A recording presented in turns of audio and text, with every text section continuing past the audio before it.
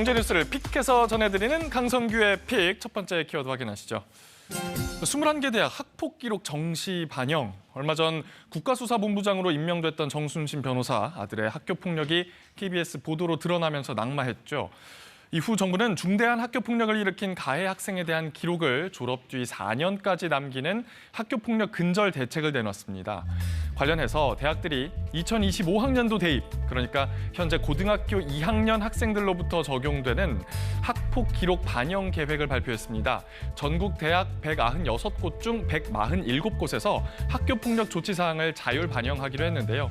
수시 전형인 학생부 종합 전형과 학생부 교과 전형에 반영하는 대학은 139개 학교입니다. 특히 서울대, 고려대, 한양대 등 21개 대학은 정시 전형인 수능 위주 전형에 반영하겠다고 했습니다.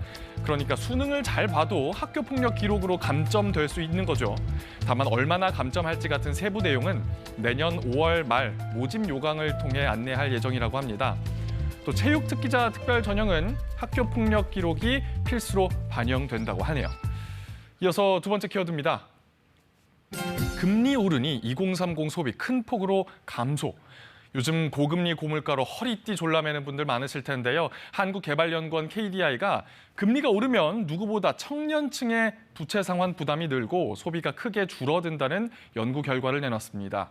청년층이 중장년층보단 상대적으로 소득이 낮고 자산 대비 부채가 많아서 금리 인상으로 이자 부담이 커지면 경제 활동이 크게 위축된다는 겁니다. 기준금리가 1%포인트 인상될 때 연령별 연간 소비 감소액을 보면요. 20대는 29만 9천 원, 60대 이상은 3만 6천 원으로 약 8.4배 차이가 난다는데요. 저금리였던 코로나19 시기에 주거 관련 대출을 중심으로 부채가 많이 늘었는데 총 대출 가운데 청년층의 대출 비중이 최대 85%, 중장년층은 최대 73%로 나타났습니다.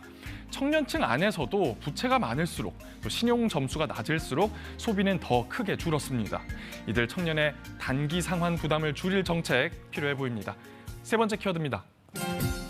코로나로 못 쓴 항공 마일리지에 대한 얘기인데요. 앞으로 코로나19 대유행 등으로 인해서 비행기 타고 여행하기 어려워져서 마일리지 사용이 사실상 불가능할 땐 항공사가 마일리지 유효 기간을 연장할 수 있는 근거가 마련됐습니다.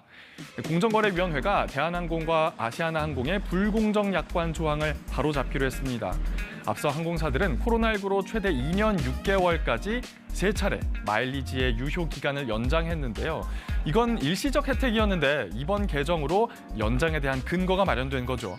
또 마일리지 사용 조건을 변경하기로 했을 때 그 유예 기간에 항공기 이용이 어려운 상황이 발생하면 그 기간도 연장할 수 있게 했다고 합니다. 강성규의 픽 오늘의 마지막 키워드입니다. 목줄은 2m 이상 강화된 패티캣. 동물 학대 방지와 개물림 사고 예방 등을 위해 개정된 동물보호법이 내일부터 시행됩니다. 현재는 반려견과 외출할 때 목줄이나 가슴줄을 하거나 이동 가방 사용하고 계시죠. 하지만 내일부터는 이 이동 가방에도 꼭 잠금 장치를 해야 합니다. 가방에서 빠져나와서 타인을 공격하는 걸 막기 위해서입니다. 이동할 때 반려견을 안거나 줄을 잡아야 하는 의무도 기존 공동주택에서 오피스텔과 기숙사 등 준주택까지 확대됐는데요. 어기면 최고 50만 원의 과태료가 부과됩니다.